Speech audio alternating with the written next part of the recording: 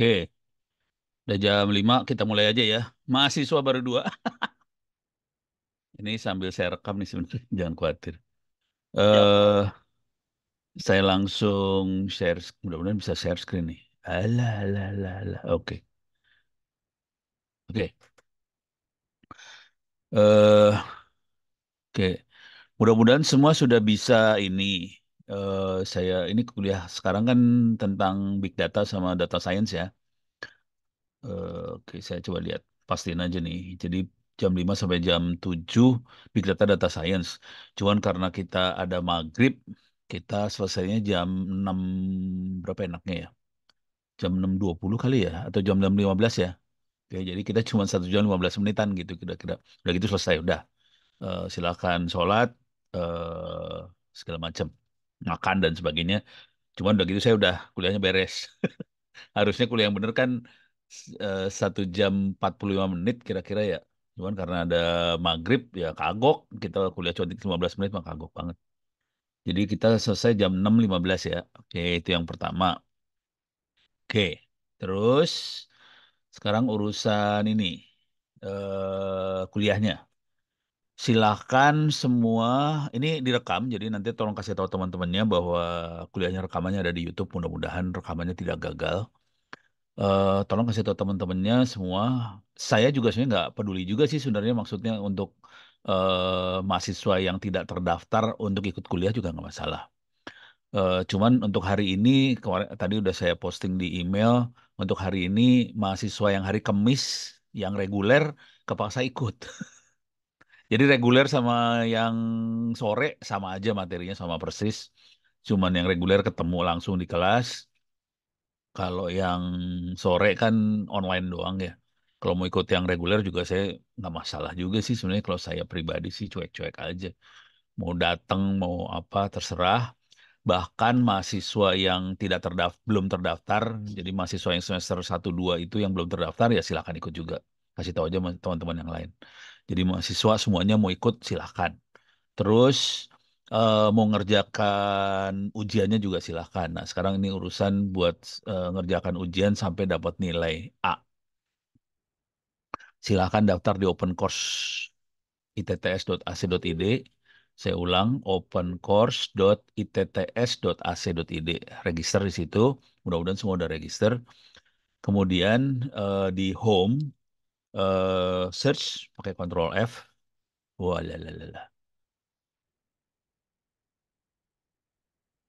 eh ke keyword 2024. Oke, coba saya reload dulu ya. Ctrl F 2024, enter. Ini ada dua kuliah 2024. Ini sebenarnya kuliahnya diambil dari kuliah 2023-1. Jadi 2024-1 ada Big Data sama Data Analysis. Ini kuliah kita sekarang. Sama kuliah jam 7 malam nanti. Mikroprosesor sama komputer arsitektur. Kalau mau ikut silakan, nggak masalah. Silakan dibuka aja kuliahnya. Nah, kalau saya kemudian udah terdaftar, jadi nggak ada. Cuman kalau yang belum terdaftar, di sebelah kanan atas itu biasanya ada tombol Enroll Me. Jadi silahkan di Enroll Me dimasukin. Eh, Passwordnya adalah ITTS 2023. ITTS besar, sorry, ITTS 2024. ITTS-nya besar. Jadi silakan masuk ke, saya ulang ya, masuk ke Home. Search dengan angka 2024 akan ada dua kuliah di situ. 2024-1, 2024-1 yang satu big data, satu mikroprosesor. Diklik kuliah yang kita mau. Dua-duanya juga boleh, nggak masalah. Kemudian bisa masuk. Sebenarnya di kanan atas ada enroll me. Tolong di enroll. Passwordnya ITTS 2024. Nyambung. ITTS-nya besar semua. Oke. Sekarang saya pengen ngecek sudah berapa yang enroll. Kalau nggak masalah kita. Karena ini nilai akan masuk dari sini nanti. Oke, sudah ada 7 orang yang ikut. 7 tuh Ono. 3 Ono ya. Wih, Wildan ikut nih. Oke, silakan. Yang ikut silakan. Yang belum silakan daftar. Soalnya kalau nggak daftar nggak bisa ngerjakan ujian. Gitu aja sih. nggak bisa ngerjakan ujian, nilai nggak ada jadinya. Jadi tolong dikerjakan ujiannya.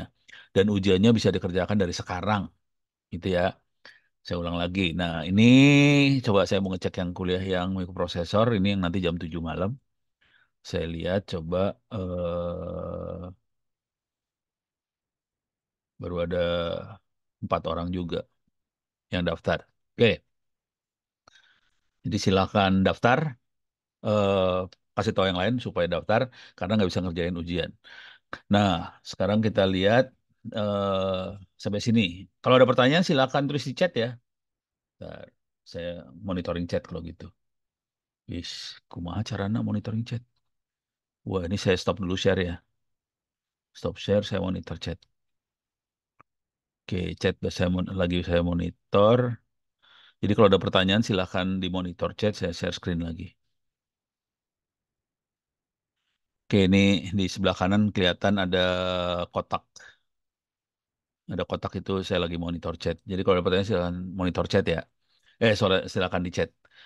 Sampai sini dulu. Jadi tolong kasih tahu yang lain juga.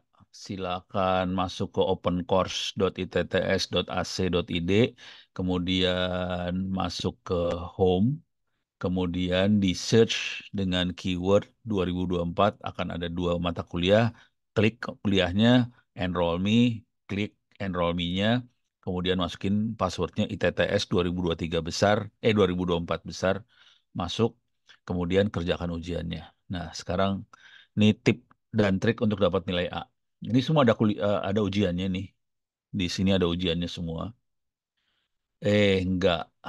Sorry. Ujiannya sampai sini aja Orange Time Series. Yang R dan seterusnya itu saya tidak bikin ujiannya karena saya belum punya nyali buat ngasih ilmu ini ke Anda semua. Takutnya pada pingsan. Cuman kalau ini materi yang ada di Google, Google Cloud, Data Science dapatnya yang ini sih sebenarnya. Oke, jadi materinya yang ada ujian sampai yang orange aja. Yang orange saja, yang R Python, ini ada Google Colab, Python, TensorFlow, keras, ujiannya nggak saya bikin. Itu ya. Oke, sekarang eh, sampai sini. Kalau nggak ada pertanyaan ya, lanjut. Nah, materi kita kira-kira cara berpikirnya kayak gini. Hmm, Atau saya kasih gambar gedenya dulu kali ya, lebih enak supaya kelihatan. Jadi tujuan kuliah ini ke arah mana? Karena ini Orange, R, terus Python, TensorFlow keras cuman alat bantu doang sih. Ilmu benernya sebetulnya ada di 2 pertemuan yang ini depan. Cuman ini saya punya kebiasaan, saya suka menggabungkan beberapa modul jadi satu. Satu kali pertemuan berapa modul. Jadi ada big data, konsep data science saya jadiin satu. Konsekuensinya saya jadiin satu, kemungkinan kuliahnya bisa cepat, selesai bisa lebih cepat daripada jadwal. Jadi nanti di akhir-akhir semester, kemudian kemungkinan kuliahnya bahan sudah habis sebetulnya. Cuman konsekuensi bahan habis adalah nanti saya bisa nambahin bahan. Atau kalau Anda ada pertanyaan silahkan. Gitu ya. Oke, sekarang saya masukin ke cara berpikirnya dulu. Oke, saya masuk ke sini. Tar, tar, tar. Home, dokumen, mana dokumen?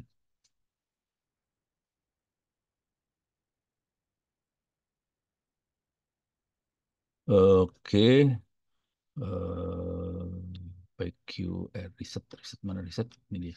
Oke, PPK. Ini paper saya yang diminta oleh BPK sebetulnya.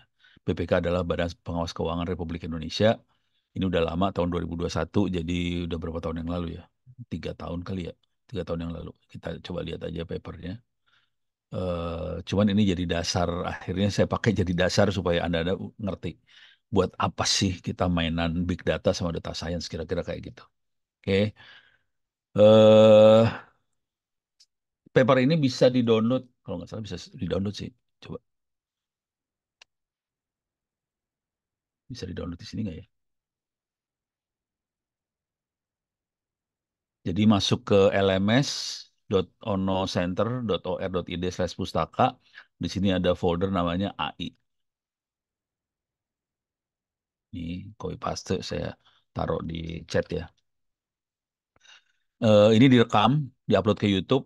Jadi semua orang bisa ikut kuliah saya sih sebenarnya.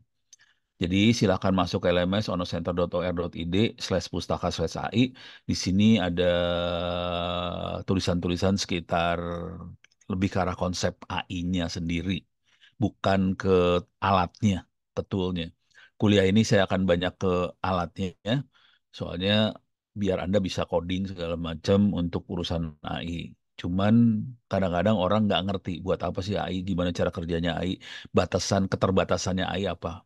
Akhirnya orang suka berpikir bahwa AI, big data, machine learning itu pinter banget, padahal sih blow on banget. Oke, tadi yang tulisan yang saya pakai ada di sini nih, transformasi digital yang terdorong COVID-19. Oke, bisa dilihat di mana ini, nih. Nah ini dia. Saya langsung to the point-nya aja ya. eh Cara berpikirnya kira-kira ada di sini. Nah ini dia makhluknya. Jadi eh ini tolong di tolong dibayangkan bahwa yang minta saya nulis paper ini adalah lembaga pemerintah, Badan Pengawas Keuangan. Dan akhirnya dipakai juga paper yang sama akhirnya diminta untuk dipresentasikan dipakai sama teman-teman di BPKP. Sama juga Badan Pengawas Keuangan juga BPKP, BPK, BPKP. Udah gitu yang minta juga adalah KSP, KSWP sih sebenarnya. Kantor Staf Wakil Presiden. Kemudian yang minta juga adalah Dirjen Anggaran dari Departemen Keuangan. Jadi sama cara berpikirnya. Cuman cara berpikir ini juga ternyata nggak beda jauh dengan kalau di startup, di toko online, di platform digital. Semuanya sama aja. Cara berpikirnya kayak gini semua. Oke. Jadi kira-kira cara berpikirnya seperti ini. Jadi ini mudah-mudahan gambarnya bagus ya ke saya. Kalau nggak bagus, silahkan download itu papernya. Nah, eh cara tujuan akhirnya dari BPKP, BPK, Dirjen Anggaran, Kantor Staf Presiden, Kantor Staf Wakil Presiden sama semuanya. Tujuan akhirnya adalah memberikan masukan untuk Presiden, untuk Menteri. Kalau di startup mungkin bikin masukan untuk kebijakan si startup atau platform ke arah mana sebetulnya mereka harus bergerak. Kira-kira kayak gitu. Oke. Jadi kabinet, presiden, menteri dan sebagainya mereka butuh masukan. Sebetulnya program apa yang cocok untuk Republik ini, program apa yang cocok untuk rakyat Indonesia, kira-kira gitu. Cuman selama ini kan tekniknya adalah nanya ke dukun misalnya. Zaman dulu kala kan banyak kayak gitu ya, nanya dukun. Dukun, ini sebaiknya ke arah mana? Harus pakai menyan gitu nanyanya. Nah, kalau yang ini teknik nanyanya adalah kita memata-matai masyarakat. Ini ada public, stakeholder, masyarakat, customer. Kalau customer tuh di platform ya, di startup. Kemudian di mata-matai lewat sensor, web apps, IoT. IoT bisa dipakai juga kalau yang kita lihat bisa masyarakat juga, tapi kadang-kadang yang kita lihat adalah parameter-parameter yang sifatnya fisik. Misalnya suhu, misalnya posisi kendaraan, itu sering pakai IoT gitu ya. Oke, cuman IoT ya dipakai kalau contoh yang paling gampang IoT dipakai di Grab, di Gojek, itu IoT juga belakangnya sih ada IoT-nya, ada yang sensor buat manusianya juga. Jadi selalu ada sensor, sensornya akan ngambil melihat perilaku, behavior dari public, stakeholder, masyarakat, customer, dan alam juga kalau pakai IoT alam. Nah, ini semua data-data itu masuk ke dalam big data. Nah, di situ fungsinya big data buat nyimpen semua data-data ini. Nah, cuman yang seru di sini adalah seringkali kalau perusahaan apa apa sales barangkali ya. Kalau ngomong big data itu datanya bisa sembarangan, formatnya segala macam. Ya, idealnya sembarangan format sih. Cuman kalau kita pengen analisa bener, kalau mau gampang analisanya, formatnya paling gampang pakai kolom-kolom kayak file Excel formatnya. Kalau nggak pusing lu analisanya. Kalau formatnya sembarangan, gitu ya. Dan ini yang komplainnya dari BPKP, BPK kayak gitu.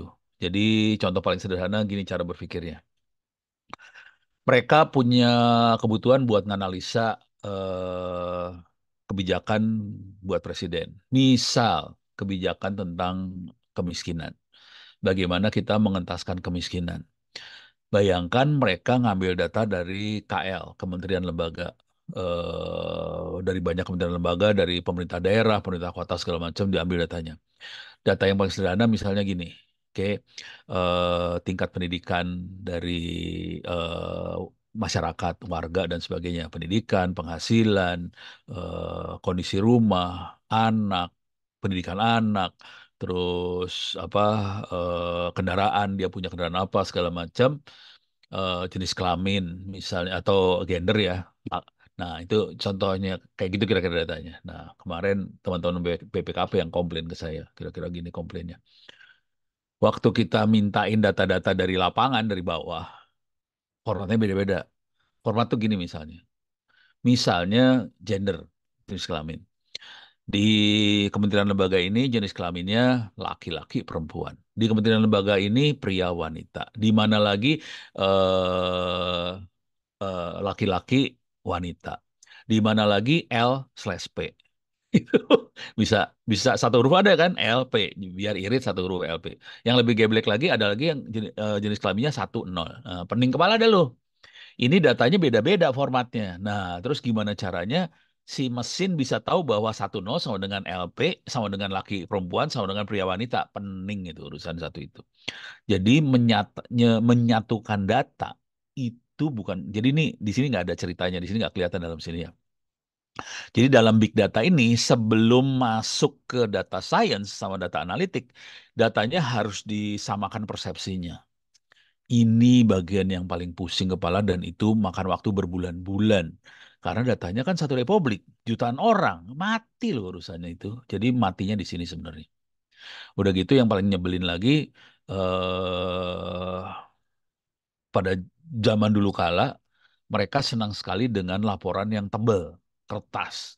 Kalau bisa laporannya satu truk gitu ya. Bentuknya kertas. Nah, kalau bentuknya kertas nggak bisa dianalisa sama komputer.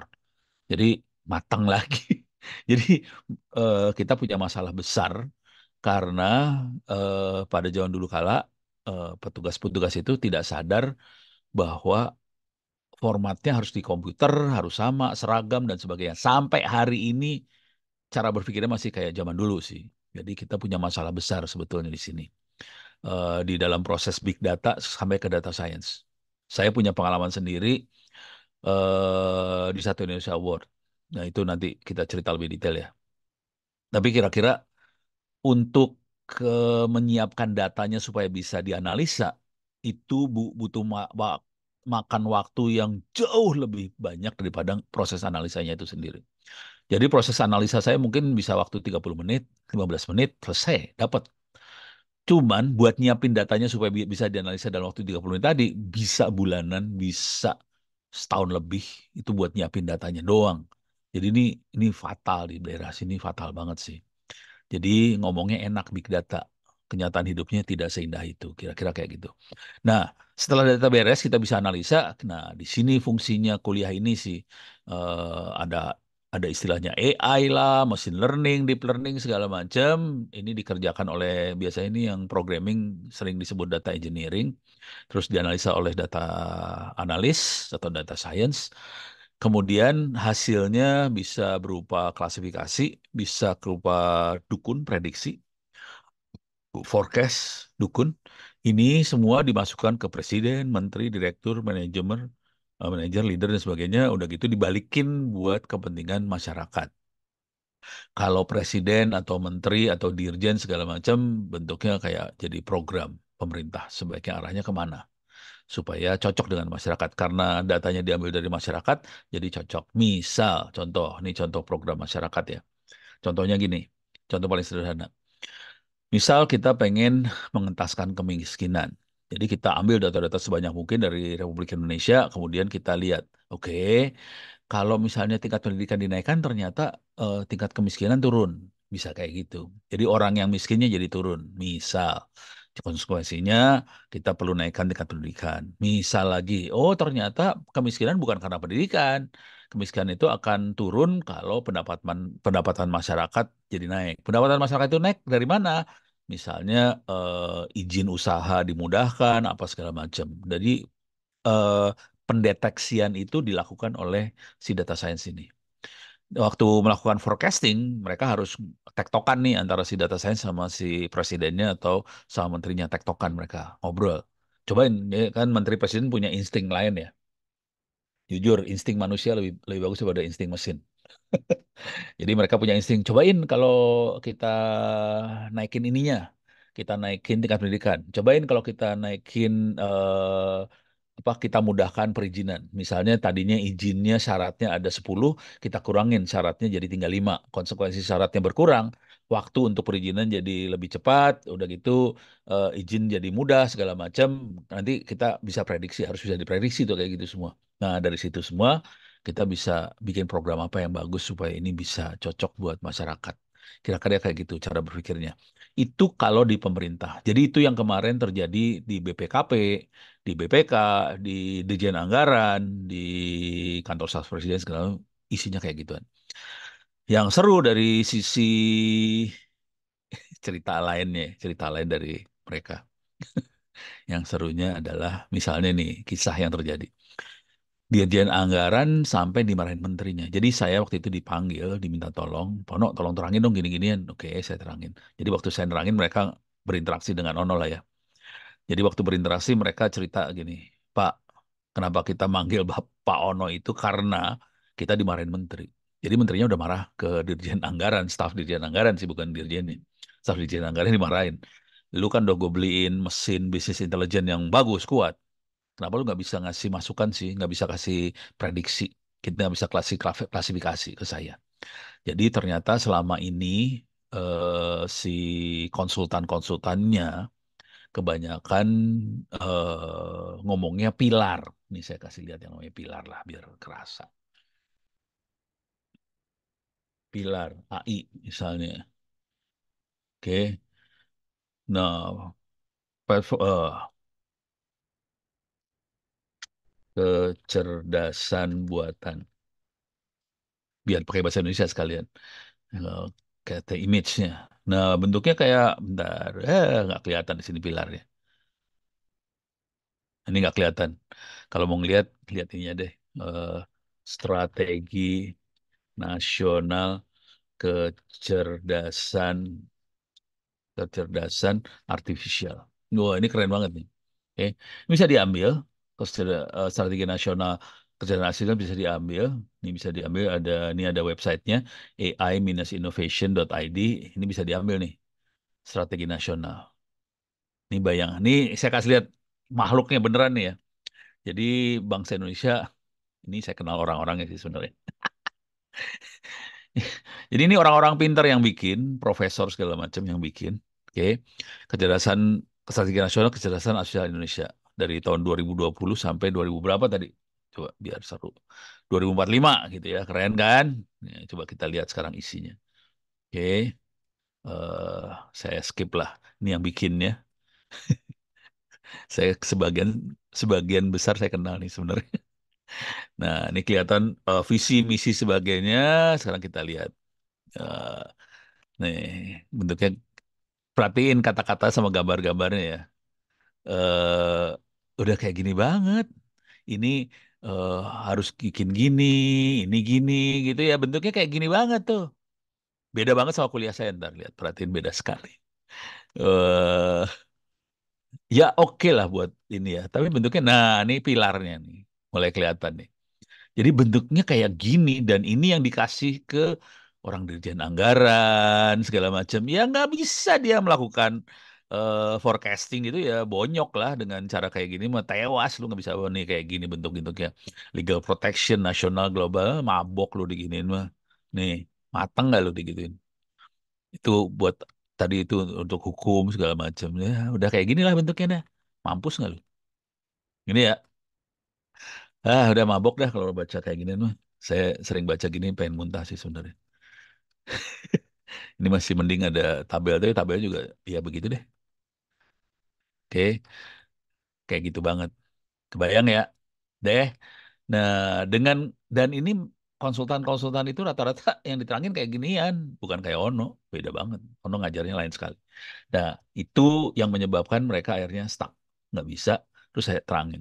Jadi yang saya terangin ke BPK, BPKP, Dirjen Anggaran segala macam itu adalah yang akan saya ajarin hari ini, persis semester ini ya. Jadi Anda bisa ngelihat kemungkinan materi yang ada di web sama yang saya terangkan akan agak beda-beda. Karena web itu dibikinnya mungkin sekitar 5 tahun yang lalu. Sementara saya neranginnya udah ngelewatin banyak suka duka ngomong sama orang tadi ya, Dirjen Anggaran dan sebagainya. Jadi beda cara neranginnya udah lain sekali dengan yang ada dengan ada yang di situ ya. Jadi dengan materi ujian akan beda sih sebenarnya. Dah, ini kebayang ya prosesnya. Nah, kalau di startup, di online di perusahaan-perusahaan itu, kalau ini kan ada program pemerintah, ini balikan dari presiden, menteri itu kan program pemerintah ke masyarakat. Jadi kalau di startup, mereka sering nyebutnya customer journey, terus ada apa ya, personalisasi, personalization kalau pakai bahasa Inggris lah biasanya. Ada customer journey, ada apa lagi ya, macam-macam lah istilah-istilahnya. Tapi istilahnya sebenarnya cuma ini doang sih, gitu ya. eh Oke. Nah, ini mudah-mudahan kebayang makhluknya kayak gini. Ya, ini siapa lagi nelpon malam-malam? Ini gue nih, Allah, ilah illallah. Si emak satu ini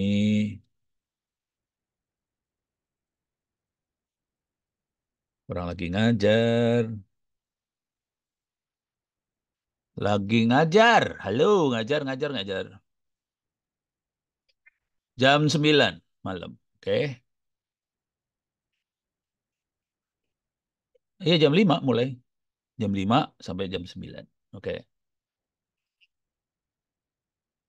Nah, udah gitu kan. Ibu-ibu mah nggak tahu jadwal suaminya gimana. Oke, ini udah beres ya. Udah kebayang ya. Nah, satu lagi yang mungkin yang perlu kita sadari adalah ini, transformasi digital. Ini tidak terlalu berhubungan sama kuliah, big data dan sebagainya, tapi dengan adanya big data, karena adanya ini tadi, ada proses ini, sebetulnya kita bisa melakukan transformasi digital dari birokrasi. Oke. Kan ini ada program pemerintah nih di sini. Program pemerintah nih dari presiden ke rakyat. Dengan data yang dia punya, dengan data yang ada di pemerintah, harusnya pemerintah bisa melakukan transformasi birokrasinya supaya cocok dengan kebutuhan masyarakat, kira-kira kayak gitu. Oke, karena semuanya jadi elektronik nih.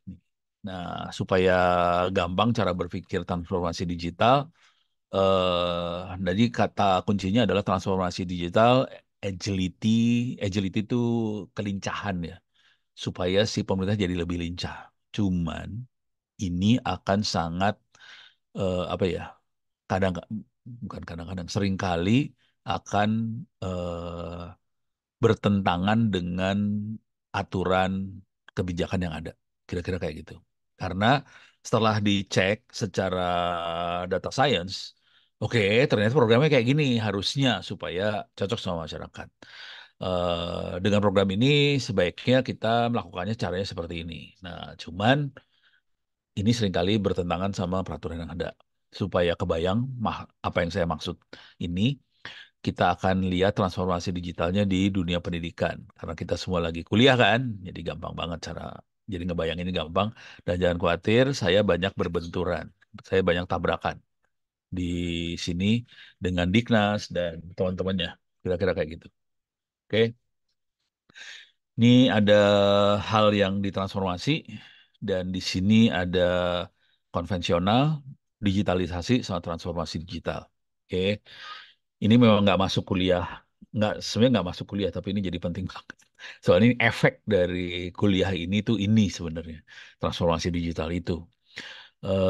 Dan ini kalau kita kerja di swasta, di startup, di platform, ini gampang dikerjain. Karena platform memang harus berubah cepat supaya dia bisa adaptasi sesuai dengan kebutuhan masyarakat. Yang masalah kalau ini dilakukan di pemerintah, pemerintah susah di sini. Jadi sebetulnya seringkali kata transformasi digital yang ada di pemerintah sebetulnya bukan transformasi digital yang benar, yang ada adalah digitalisasi. Dia bukan transformasi digital, gitu ya, digitalisasi. eh nah, ini kita lihat di dunia konvensional, digitalisasi itu apa dan transformasi digital itu apa. Nah, contoh, di dunia konvensional, semua dilakukan secara manual. Terus mereka rata-rata diikat dengan ruang dan waktu. Ruang maksudnya tempatnya di mana, waktunya kapan, segala macam. Digitalisasi biasanya informasinya yang dibuat digital.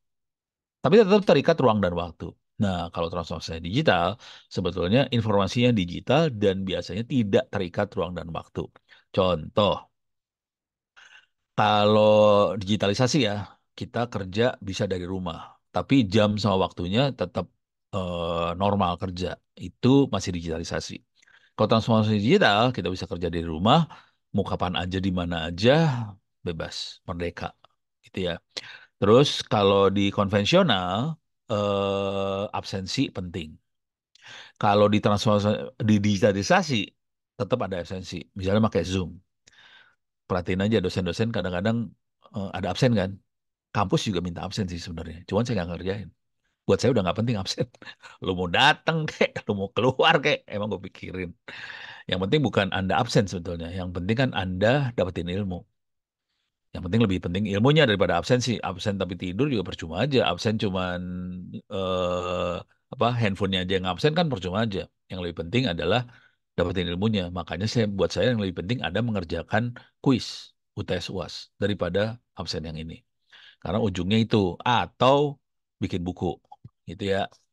Nah, jadi di transformasi digital absen jadi tidak penting. Ini konflik nih dengan pemerintah itu konflik banget. Soalnya pemerintah masih banyak absen banget. Oke.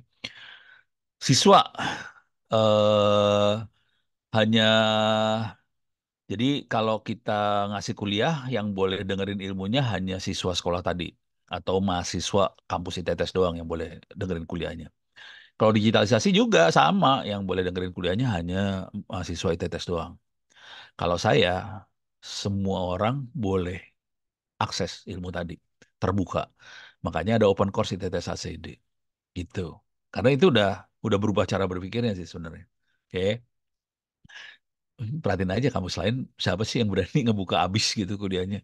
Di kampus ITTS aja yang berani, dosen yang berani ngebuka kuliahnya habis-habisan cuma Nono doang kan, yang lain masih belum berani nih. Jadi ini ini mulai ngerubah cara berpikir. Terus proses belajar. Proses belajar biasanya runtut, jadi berurutan, ada ada urutannya. Oke, digitalisasi juga sama aja. Kalau transformasi digital bisa paralel karena orang bisa lihat rekaman. Jadi ini direkam, rekamannya orang bisa lihat lah. Terus kenapa harus ngurut? Kalau jadi sebelum buka modul 10 harus ngerjain dulu modul 9. Sebelum 9 dikerjain harus ngerjain 8 dan seterusnya. Kalau saya nggak peduli. Anda bisa ngerjain kuis UTS UAS dari sekarang sampai akhir semester. Silahkan. Itu udah paralel tuh namanya. Terus sebetulnya kuliah ini kan udah diulang berapa kali. Dan saya ada rekamannya. Anda bisa lihat rekamannya di YouTube sih sebenarnya. Jadi nggak usah lihat kuliah saya juga nggak masalah sih sebenarnya. Karena ada rekamannya di YouTube. Cuman saya juga berkembang. Orangnya kan berkembang. Setiap tiap tahun kuliah saya bisa beda. Jangan khawatir. Bisa nggak sama tahun lalu. Karena kayak ini aja, tahun ini aja saya 3 minggu saya ngajar BPKP. Jadi beda dong waktu sebelum ngajar BPKP dengan sesudah ngajar BPKP. BPKP kan lembaga tinggi negara untuk urusan auditor ya, audit program pemerintah dan sebagainya. Dan yang saya ajar adalah pimpinan BPKP-nya langsung. Jadi kebayang caranya beda banget sekarang. Karena saya udah ngelihat, oh oke, kita punya masalah di Republik ini. Jadi cara saya ngomong juga jadi lain akhirnya. Gitu. Beres ya. Jadi sebetulnya kalau nggak ngelihat nggak apa-apa sih sebenarnya, tapi kalau ngelihat dapetin dapetin keuntungan yang lain gitu. Ini kebayang ya proses belajarnya sendiri kayak gitu. Ujian, ujian kalau secara konvensional ditentukan ruang dan waktunya. Sama di apa di online seringkali ditentukan waktunya kapan. Kalau saya perhatiin, boleh kapan aja, di mana saja, boleh berkali-kali nggak peduli. Jadi ini beda banget. Dan ini Diknas pusing. Ini Diknas pusing nih. Karena di aturan Diknas ini nggak ada. Nggak ada cerita kuliah boleh loncat-loncat modul, ujian boleh berkali-kali, kapan aja, di mana aja boleh berkali-kali. Nggak ada itu di Diknas. Bingung. Jadi asesornya bingung sih sebenarnya. Oke. Nah, yang seru lagi, remedial. Di konvensional ada remedial, digitalisasi ada remedial. Saya, eh, kalau diperhatiin, saya ujungnya mahasiswa cuma punya dua nilai sebetulnya. Lulus atau nggak lulus. Udah. Tuh yang remedialnya hilang. Nggak ada. Jadi nggak lulus terjadinya karena apa? Karena mahasiswanya nggak ngerjain ujian. Dah, titik. Habis. Dan ada yang nggak ngerjain ujian tuh. Si Gary itu nggak ngerjain ujian tuh, parah tuh anak. Ada beberapa anak yang ngerjain parah banget. Udah ditegur berkali-kali kagak ngerjain. Ya udah, nggak lulus. Habis gimana? Nggak ada nilainya. Wih, pusing kan kalau nggak ada nilainya. Nah, ini cuman remedial hilang. Jadi sebagian besar mahasiswa mahasiswa saya ya, sebagian besar nilainya antara 80-90 ke atas sih. Sebagian besar. 90% kali ya. Sebagian lagi ada yang nggak lulus. Cuman nggak lulusnya bukan karena apa-apa, karena nggak ngerjain ujian, nilainya nggak ada gitu. Dan yang lain lagi, mahasiswa umumnya di zaman dulu kala, mahasiswa adalah konsumen pengetahuan. Di dalam dunia digitalisasi juga sama aja. Kebanyakan konsumen pengetahuan. Kalau saya lebih cenderung ngarahin mahasiswa jadi produsen pengetahuan. Jadi yang satu konsumen, satu produsen. Beda banget nih antara konsumen dan produsen. Contoh, paling gampang lihatnya gini dah. Nih kita masuk ke kuliah benernya ya. Nih kuliahnya. Oke, kita bisa lihat proses dan konsumen. Kita lihat di informasi ini. Oke, nih ya. Silakan dibaca pelan-pelan. Untuk dapat nilai A, pengajar akan lebih suka kalau Anda menulis buku untuk A daripada mengerjakan ujian. Eksplisit ditulis di sini. Jadi sebaiknya Anda ngerjain buku daripada ujian. Sebenarnya saya lebih suka buku sih. Cuman untuk sampai level level buku ini ternyata nggak gampang. Nggak semua anak sanggup ke level buku. Kalau nggak sanggup level buku, silahkan ujian, nggak masalah. Nah, buku ini apa? Buku adalah produsen pengetahuan. Kalau ujian ini konsumen pengetahuan. Jadi kita cuma mengkonsumsi pengetahuan, udah gitu dites. Tadi yang dimakan bagus nggak? Ngerti nggak? Nah, ini dites pakai ujian. Kalau Anda produsen, buku keluarnya. Bedanya apa? Kalau kita lihat di dunia nyata ya, konsumen dan produsen bedanya dari sisi aliran duit. Kalau konsumen di mana-mana keluar duit. Kalau buku dapat duit. Buku ini dapat duitnya berapa? Saya kasih tahu buka rahasia dulu ya. Dapat duitnya satu buku itu royaltinya. Jadi satu buku biasanya dicetak sekitar 3.000 eksemplar. Kita hitungan dengan kalkulator lah. Saya buka kalkulator nih. Biar kebayang hitungan duitnya. Kalkulator. Nih ya. Nih, buku akan dicetak 3.000 eksemplar. Rata-rata. Anggaplah nggak semuanya laku. Anggaplah lakunya cuma 2.000 misalnya. Harga buku misalnya 50.000. Oke. eh Kita sebagai penulis akan dapat sekitar 5% dari harga itu. Jadi dikali 5% sama dengan. Jadi Anda akan dapat uang sekitar 5 juta rupiah. Kalau 2.000 eksemplar itu laku. 5 juta rupiah. Dapat duit. Nah, sekarang kalau Anda konsumen, misal ini satu semester, misal kita bayar 400 atau 500 ribu satu semester ya, biar gampang hitungnya. 5 ini bisa ini nggak sih? Oke, 500 ribu kali 6 bulan. Lu keluar duit 3 juta, ini 0,3-nya kurang nih. Jadi Anda bayar SPP misalnya 3 juta. Padahal kalau Anda nulis, dapat duit lebih daripada 3 juta tadi. Itu bedanya konsumen sama produsen. Jadi konsumen Anda keluar duit 3 juta rupiah satu semester. Sementara kalau Anda produsen, Anda dapat duit 5 juta perak. Ini duit beneran loh dikasih. Dapat dari penerbit. Gitu ya, karena bukunya laku. Nah, di sini, nih ya, kalimatnya silakan dibaca ya. Saya bisa, saya bimbing, buku itu saya akan bimbing langsung, dan bisa komunikasi lewat Twitter, lewat email dan sebagainya. Bukunya akan diedit barengan lewat Google Doc, minimal 200 halaman, ukurannya bukan A4, B4, lebih kecil sebetulnya. Ukurannya B4 ya, bukan B5 atau B4 ya. Pokoknya ukurannya lebih kecil daripada A4 sih. Kalau A4 soalnya nanti sama Andi Offset biasanya suka di layout ulang, dia jadi 300 halaman sih. Jadi sarannya B4 atau B5 lupa. Jadi ini bukunya kira-kira kayak gitu. Beres ya?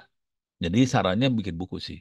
Dapat duit lebih gede daripada uang uang SPP yang harus dikeluarin. Gitu. Ini udah dikasih kebaikan nih. Aduh, cuman ternyata susah ya. Buat nulis buku tuh susah. Harus belajar sih. Oke, kita balik lagi ke urusan ini. Ini beres. Ini sampai sini beres ya. Sampai sini ada pertanyaan kagak? Kalau nggak ada pertanyaan kita lanjut nih. Aman? Aman ya? Ini silakan dibaca-baca, download dibaca-baca. Tapi poinnya kira-kira kayak gitu sih. Cuma nanti di bawah sini ada masalah infrastruktur, ini ada cerita lain lah. Oke. Nah, sekarang di paper saya yang lain, nah yang terutama yang ini sih, mana sih tadi? Nah, ini ada mitos birokrasi di ini kebetulan yang minta waktu itu ini ya World Economic Forum sih sebenarnya. World Economic Forum saya kebetulan masuk ke satgasnya untuk AI di World Economic Forum, kantor pusatnya di Swiss ya, di Jenewa.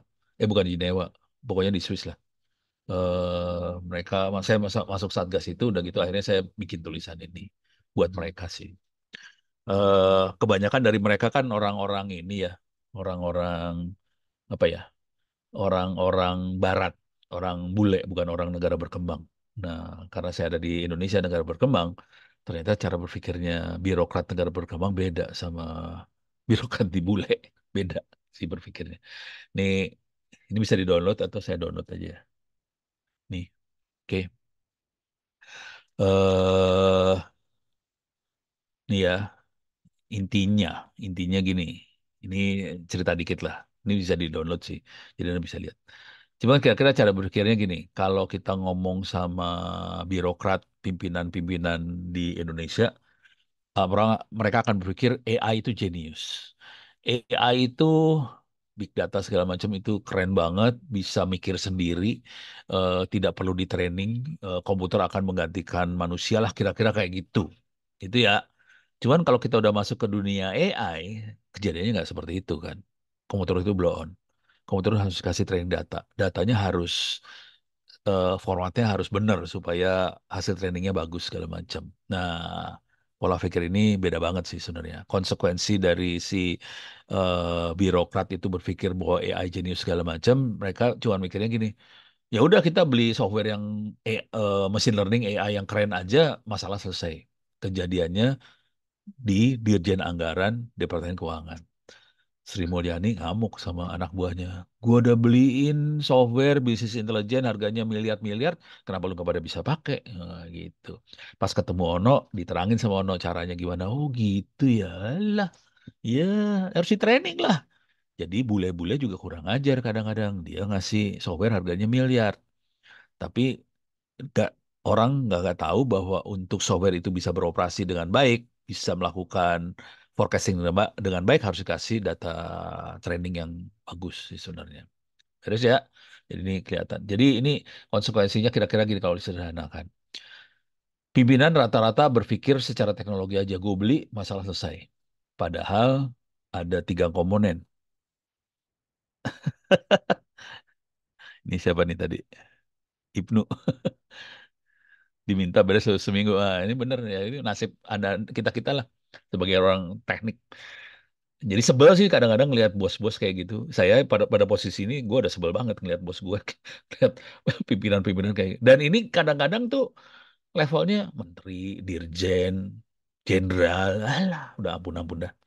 Jadi mereka berpikirnya, mereka bisa ngontrol anggaran karena mereka pimpinan, mereka bisa ngontrol anggaran, mereka bisa alokasi anggaran. Berpikirnya cukup beli teknologi, masalah selesai. Padahal kuncinya bukan di situ, kuncinya ada di manusia. Dan mereka tidak invest di manusianya. Oke, beres ya. Dan ini waktu saya masuk ke desain anggaran segala macam, saya invest di manusia. Baru mereka sadar, oh alah, orangnya harus pintar dulu. Jadi tugas kuliah ini adalah membuat Anda pintar, kira-kira kayak gitu. Oke, saya punya waktu sekitar 30 menitan ya dari sini. Saya mulai akan masuk ke filosofi dari AI itu sendiri. Nanti minggu-minggu depan kita akan mulai masuk mungkin antara teknik sama filosofi ya. Oke, sekarang filosofi AI sendiri. Oke, perlu dikasih. Ini ini AI-nya mesinnya nggak saya kalau mau nyoba supaya nggak terlalu bablas ini. Kalau mau nyoba nanti saya akan tadi kalau dilihat di kuliahnya ya kita lihat di kuliahnya. So ini saya tutup dulu bentar. Kelihatan di sini ada Orange yang dipakai, ada software yang dipakai ya. Orange. Kemudian di sini ada R, ada Python, ada terus TensorFlow, keras. Ada 5. Cuman keras TensorFlow Python itu berhubungan. Jadi Python ada di bawahnya, di atasnya kayak framework kalau di orang-orang PHP sih kayak framework ya. Bisa pakai TensorFlow, terus kalau mau lebih gampang lagi keras. Keras itu pakai TensorFlow. Jadi TensorFlow pakai Python, keras pakai TensorFlow. Kira-kira kayak gitu. Ini berurutan. Tapi kalau R sama Orange itu beda banget. Tapi Orange itu belakangnya Python juga sama. Jadi paling bawahnya Python, bisa lari ke Orange. Nah, saran saya untuk pelajaran kita hari ini, karena saya nggak terlalu mau fokusin ke urusan codingan yang ini, tapi nanti kalau ada waktu di akhir-akhir kuliah saya mulai masuk ke Google Colab pakai Python ya. Cuman untuk sampai sini Anda hanya akan bisa ngerti kalau Orange-nya ngerti sih sebenarnya. Jadi Orange itu betul-betul ngasih cara berpikir. Nah, Orange-nya itu bisa diambil di sini. Eh, bukan Orange yang ini salah. Orange Data Mining. Oke, nih. Sorry, sorry, balik, balik, balik, balik. Nih, alah, salah. Nih, nah, ada web namanya orangedatamining.com, ada download, ini bisa kita ambil. Oke, ada buat Windows, ada buat macOS, ada buat Linux. Saya pakainya Linux. Lebih susah instalasinya daripada yang Windows sama macOS. Jadi saya instalasinya kayak gini lah kira-kira. Horor caranya pakai pip, install Orange 3. Jadi kira-kira kayak gini, horor caranya. Oke. Cuman bentuk programmingnya supaya kebayang. eh Kalau di kampus-kampus lain mereka sering diajarinya pakai Rapid Miner sih. Cuman Rapid Miner ini nggak free sebetulnya. Bentuk programmingnya kira-kira mirip-mirip Orange. Cuman kemarin waktu saya mulai ngasih lihat Orange, dosen-dosen yang pakai Rapid Miner mulai bilang gini, bilangnya, wih, Orange lebih dahsyat daripada Rapid Miner ternyata gitu. Jadi Orange lebih bagus daripada Rapid Miner sih. Ada banyak tool-tool yang lebih bagus daripada Rapid Miner sebetulnya. Oke, cuman Orange free. Kalau Rapid Miner bayar. Kalau untuk pendidikan memang dia kasih free, cuman dikurangin fiturnya ya. Jadi saran saya udah belajar pakai Orange aja dah. Nanti dari Orange larinya kalau kita butuh analisa yang gede-gede, kita bisa mulai lari ke Python, ke keras, TensorFlow segala macam. Nah, Orange sendiri programmingnya kayak gini. Orange, Orange data mining supaya kebayang aja ya. Nih programmingnya kayak gini nih bentuk bentuk programmingnya bahasanya kayak gini nih, kayak apa sih namanya? Gambar kayak gitu programmingnya. Jadi gampang banget. Itu ya. Jadi saya nggak akan terlalu maksa supaya coding, pakai Python segala macam. Kalau nggak ngerti filosofinya percuma. Akhirnya nggak bisa. Jadi yang penting ngerti filosofinya. Ini kayak si Fatah nih lagi nyoba analisa data apa cyber security yang ada di Tangsel misalnya. Dia udah ikut bangkit, lulus bangkit. Itu bidang yang diambilnya data science. Cuman buat nganalisa nggak dapet. Kalau saya perhatiin saya kan suka merhatiin gitu ya. Ini kayaknya masalah besar waktu ngajarin orangnya itu ngajarinnya Python-nya aja, tapi nggak ngasih tahu filosofi di balik itu. Eh, Kalau kita ngelihat data, cara analisanya kayak gimana, itu jadi mabok dia. Jadi ternyata nggak bagus-bagus amat Google. Jadi cara ngajar materi yang dari Google itu dia nggak ngasih tahu filosofi. Saya akan banyak filosofi, akan ke Orange supaya gampang implementasi filosofi tadi. Oke, sekarang saya akan masuk ke filosofi ya. Udah kebayang ya, jadi nanti programnya kayak gini yang kita pakai. Saya akan masuk filosofi. Eh Filosofinya gampang banget sih. Ini saya sambil beresin, lagi download perpustakaan sih sebenarnya. Download buku. Oh, bukunya juga ada di sini sih. Nah, buku-bukunya saya masuk ke server saya lah. 9. Ini servernya di rumah, jadi lu nggak akan bisa akses. Cuman di perpustakaan ada, buku-bukunya ini ada. Cuman kalau mau pengen ngopi juga silahkan kirim harddisk ke saya, nanti saya kasih. Saya kopiin. Ganti ongkos kirim aja, balik, udah gitu aja. VAR data, eh,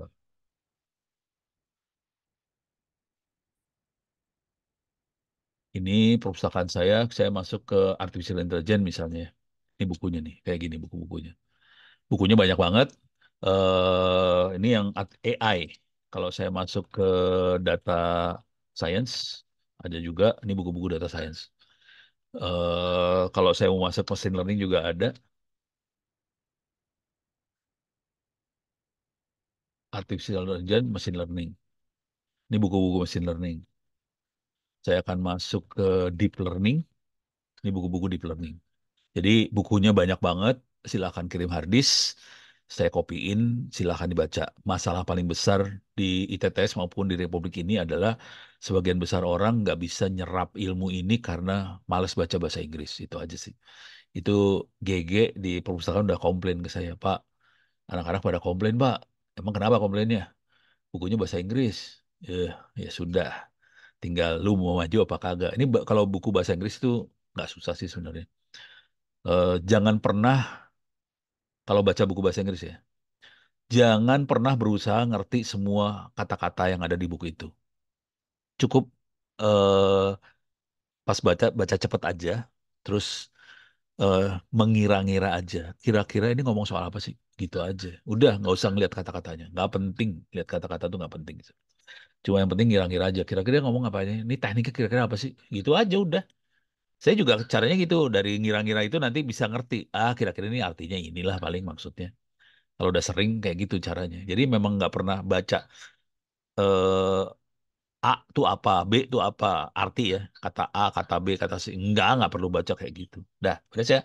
Nah, sekarang saya akan ngasih lihat ininya, cara berpikirnya.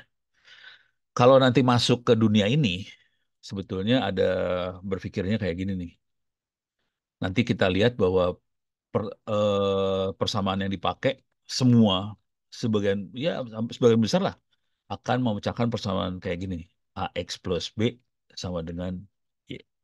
Kalau udah sering lihat video-video saya pasti saya neranginnya kayak gini sih. AX plus B sama dengan Y. So, silakan, ini ada 16 orang ya. Silakan tulis di chat. Ini persamaan apakah ini? AX plus B sama dengan Y, persamaan apakah itu? Silakan tulis di chat. Persamaan apakah ini? AX plus B sama dengan Y. Nggak ada yang tahu. Serius lu. Nggak ada yang tahu. Buset. Nggak ada yang tahu. Serius. Nggak tahu. Ini pelajaran anak SMA lu nih, hati-hati. Jadi, eh ini gua kasih tahu aja ya. Bisa lihat rekaman saya. Ini kemarin saya ngasih penjelasan ke anak-anak SMA yang mau bertanding. Baru kemarin, 2 hari yang lalu lah. Nih, bisa lihat di YouTube sih. YouTube. Koordinat salah. Nih, ini kenapa abang saya geblek. YouTube, Ono Center. Nih, bisa lihat di sini. Nih, ini ada penjelasan. BSN adalah Badan Standar Nasional, KSN adalah kompetisi standar nasional. Pesertanya adalah anak-anak ini ya, anak-anak SMA. Oke, dan saya nerangin persis kayak gini nih. Mereka bisa jawab. Jadi bukan persamaan koordinat, jangan khawatir. Ini adalah namanya persamaan linier, saudara-saudara. Persamaan ini yang ini ya persamaannya anak SMA dan ini yang dipakai untuk AI, machine learning, deep learning segala macam. Persamaan juga kayak kayak gini doang. Cuma nanti X-nya jadi bisa berupa gambar, Y-nya bisa kata-kata, bukan angka sih. Kalau di algoritma yang kita pakai nanti X sama Y-nya bisa kata-kata angka dan bukan bukan kata-kata. Sekarang misalnya saya kasih data. Kalau X1 Y-nya 7, X2 Y-nya 8, X3 Y-nya 9. Oke, sekarang saya akan nanya ke Anda. Kira-kira kalau X-nya 4, Y-nya berapa? Silahkan tulis di chat. Kalau X-nya 4, Y-nya berapa? Tulis di chat. Nah, keluar. X4, Y-nya nggak kebayang. Nggak kebayang, buset. Y-nya 10. Gampang ya. Kan kita ngurut 1, 2, 3, 4 ya 7, 8, 9, 10. Gampang banget. Nah, setelah kita tahu X. Jadi ini namanya training data. Kalau di dunia AI namanya training data. Oke. Nah, setelah kita tahu X sama Y-nya, kita masukin. Kita nanya, A-nya berapa? B-nya berapa? Nah, ini kalau saya nanya di chat juga kayaknya nggak pada bisa jawab nih. Ini gampang banget sih ngitungnya. Saya ngitung ya. Nih cara ini di SMA, ini SMA kelas 1 atau kelas 2 nih biasanya pelajaran yang ini ya. Jadi cara ngitungnya gampang banget. Jadi saya masukin aja nih, misalnya yang ini nih. Ini kita masukin ya. Jadi kita bisa lihat dari jadi A plus plus B sama dengan 7. Gitu kan? Kalau X-nya 1, Y-nya 7. Jadi A plus B sama dengan 7. Terus saya masukin lagi nih yang bawahnya. Yang bawahnya saya taruh di atas tapi ya. 2A plus B sama dengan 8. Ikutin yang ini ya. Gampang kan? Oke. Dari dua persamaan ini, saya kurangin. Persamaan atas dikurangin bawah nih. Ini kalau saya tarik garis, saya kasih dikurangin. Minus. 2A plus B sama 8 sama A plus B sama 8. Kalau dikurangin, atas kurangin bawah, eh, akan dapat jawaban kayak gini. A, B kurangan B 0 ya. 2A kurangin A jadi A, B kurangan B sama dengan 0. Ini sama dengan 1. Dapat A-nya 1. Setelah A dapat 1, kita masukin. A kan dapat 1 nih. Masukin ke sini dong, A1. Jadi kita dapat. Jadi 1 plus B sama dengan 7. Maka B sama dengan 6. Dapat A sama dengan 1, B sama dengan 6. Oke. Ini namanya di atas ini namanya training data. Kalau di dunia AI namanya training data. Ini di dunia AI namanya model nih. Kita punya model A1 B6. Setelah kita punya model, kita bisa melakukan forecasting. Tadi kan tujuannya buat forecasting klasifikasi. Forecastingnya jadi gampang banget sih. Misal, coba lu pada bisa jawab gak sih? Kalau saya masuk X-nya 10, Y-nya berapa? Silahkan ditulis. X10, Y-nya pira. Masukin di persamaan A, X plus B sama dengan Y. X10, Y-nya berapa? Gampang sih.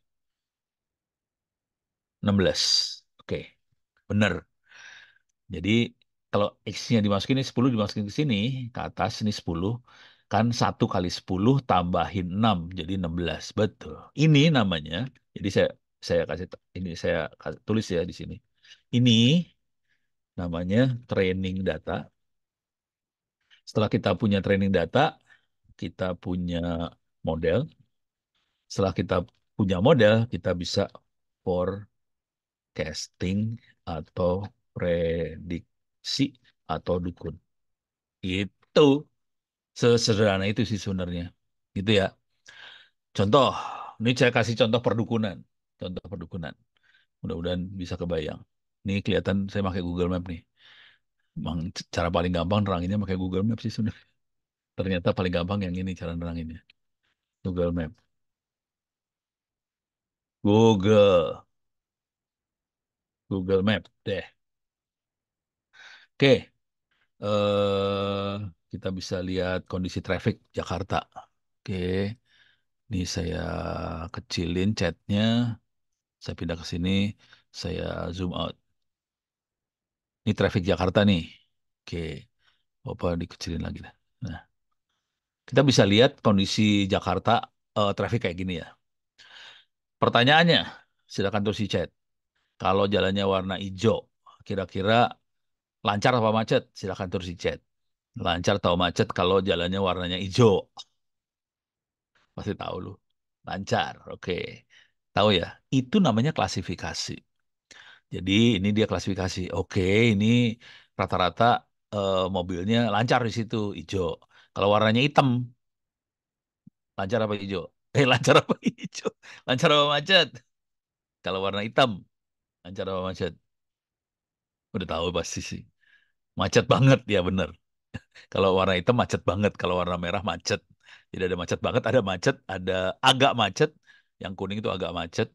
Kalau hijau lancar gitu ya. Jadi kuning agak macet, ada macet banget. Kira-kira kayak ada empat nih dia.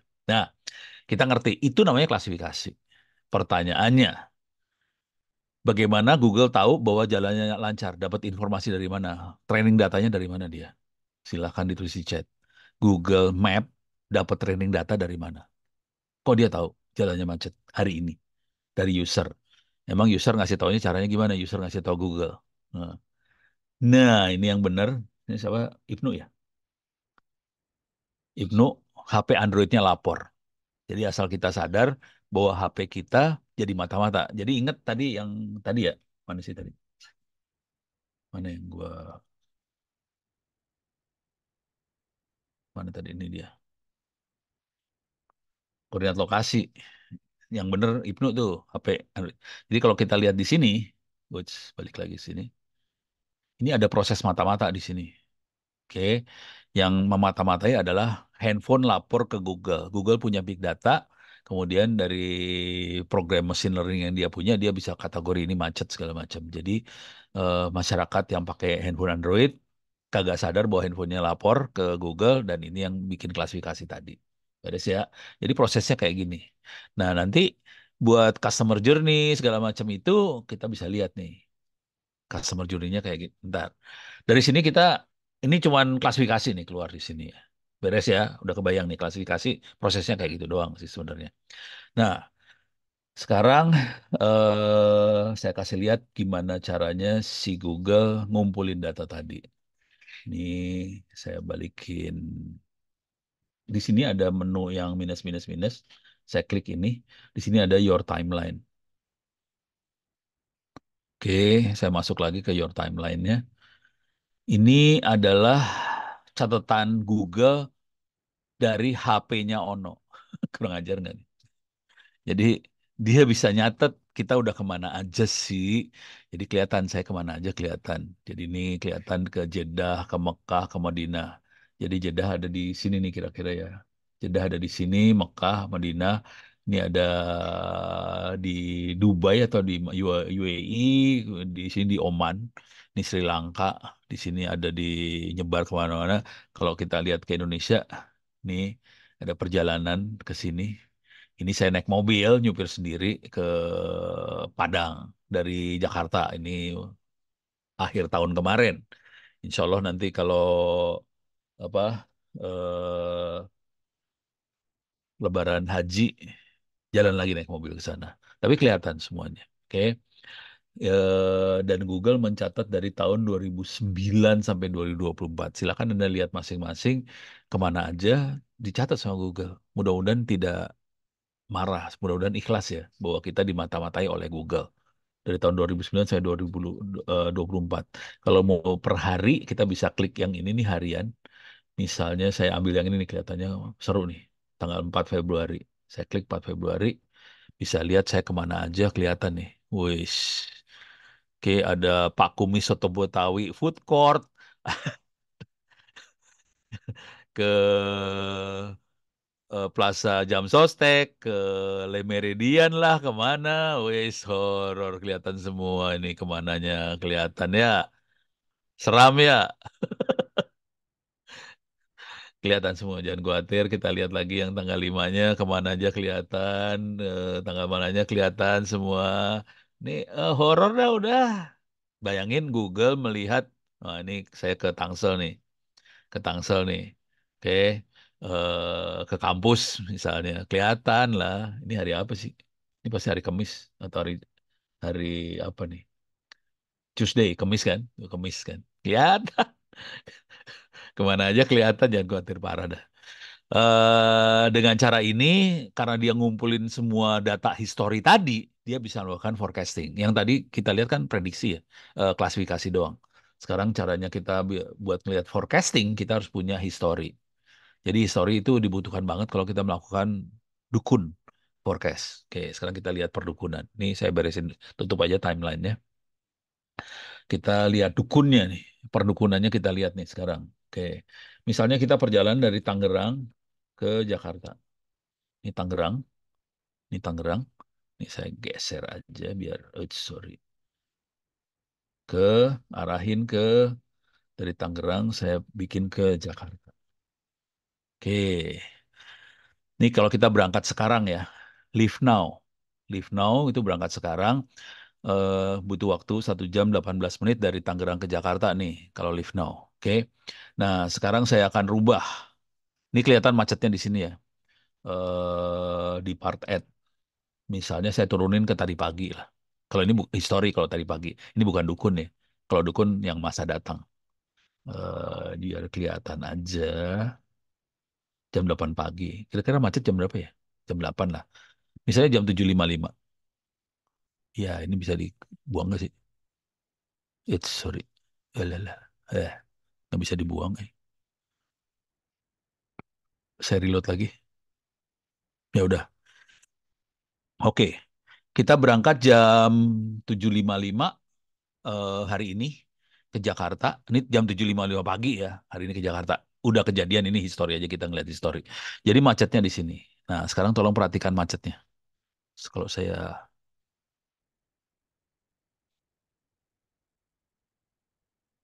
wah ini jadi tetap gede ya.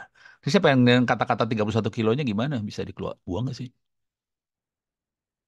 Nggak bisa. Oke, ya udah. Kondisi kayak gini ya. Ini nutupin nih, nyebelin. Saya pengen ngasih lihat macet. Tolong perhatikan macetnya ya. Saya akan, ini tanggal 6. Saya akan ini hari apa sih? Rebo. Kalau kita lihat jam 8 pagi, Tangerang ke Jakarta hari Kamis besok. Tolong perhatikan macetnya, berubah ya. Ini ada biru di sini, jam 8 pagi. Ini hari Kamis. Belum kejadian. Ini dukun. Jadi Google bisa ngelihat kondisi macetnya besok gitu ya. Coba kita lihat hari Jumat. Tolong perhatikan macet-macetnya ya. Berubah kan? Macetnya berubah. Oke. Sabtu. Ini waktunya juga berubah loh. Waktunya berubah loh, hati-hati. Sabtu langsung waktu berubah banget.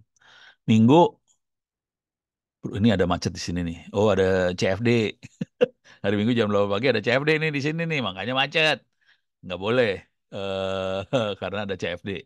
Oke. Hari Senin macet lagi. Tapi ini belum belum udah belum kejadian tanggal 11 Maret, masih minggu depan ya. Insya Allah kita puasa pada waktu itu. Dia kagak tahu nih Google bahwa tanggal 11 puasa. Orang kagak gerak, libur misalnya dia nggak tahu, masih blow on dia nggak tahu. Nah, udah kebayang ya. Jadi caranya ini yang namanya forecasting. Ini namanya dukun. Kita bisa ngelihat ke depan. Dan ini yang dipakai oleh machine learning, AI, big data dan sebagainya untuk ngelihat ke depan apa yang akan terjadi. Dia ngelihatnya. Nah, ntar. Sekarang saya pengen tanya. Oke, silakan tulis di chat. Jangan sampai istri tahu. Jangan sampai istri gue sudah tahu percuma. Ini kalau saya sama istri, ininya HP-nya udah saling tahu posisi ada di mana, jadi ya percuma aja. Apa panti pijat yang bagus juga dia tahu di mana. Oke, sekarang pertanyaannya, ini kan kita bisa lihat Google bisa melakukan nebak ini. Oke, kira-kira silakan tulis di chat nih. Gimana caranya Google bisa melakukan perdukunan ini? Gimana caranya? Pakai data yang mana yang dia pakai buat perdukunan ini? Silakan tulis di chat. Mateng loh pada. Dari mana Google tahu? Dari kebiasaan user tiap harinya. Oke. Tapi kira-kira gini, kalimatnya jadi kira-kira gini. Google punya catatan tiap hari di jalan apa? Yang bener Ibnu nih. Ibnu nih. Ibnu lebih benar. Givari, iya. Jadi kira-kira Google punya catatan histori riwayat macet. Di jalan ini jam sekian macetnya, di jalan ini akan macet jam berapa gitu. Untuk hari Senin macetnya di mana jam berapa, untuk hari apa macetnya di mana jam berapa. Dari histori itu kemudian dia akan prediksi ke depan, kira-kira kalau hari Senin macetnya di sini sini sini gitu. Jadi di histori baliknya, dan ini namanya training data yang tadi saya terangin, kira-kira kayak gitu. Beres ya, mudah-mudahan kebayang nih. Ada pertanyaan nggak sampai sini? Intinya yang itu. Nggak ada, saya kasih lihat contoh lagi yang lain. Oke, contoh paling sederhana lah, toko online. Tokopedia, bisa Tokopedia, bisa Bukalapak, bisa Shopee, semua lah sama aja. Bukalapak, sama aja lah. Oke, ini Topet. Kita bisa lihat, khusus buat kamu, dia ngasih iklan buat saya nih. Nih iklan, dia ngasih iklan. Ini di Bukalapak nih, Bukalapak. Dia ngasih iklan. Iklan, nih kasih iklan, nih ngasih iklan. Oke, pertanyaannya, silakan tulis di chat nih. Pertanyaannya, iklan setiap orang sama atau beda? Silakan tulis di chat. Iklan untuk tiap orang sama atau beda? Beda, beda. Semua langsung tahu. Langsung pada bisa jawab. Iklannya beda tiap orang. Pertanyaannya, dapat dari mana? Apa yang menentukan iklan itu beda?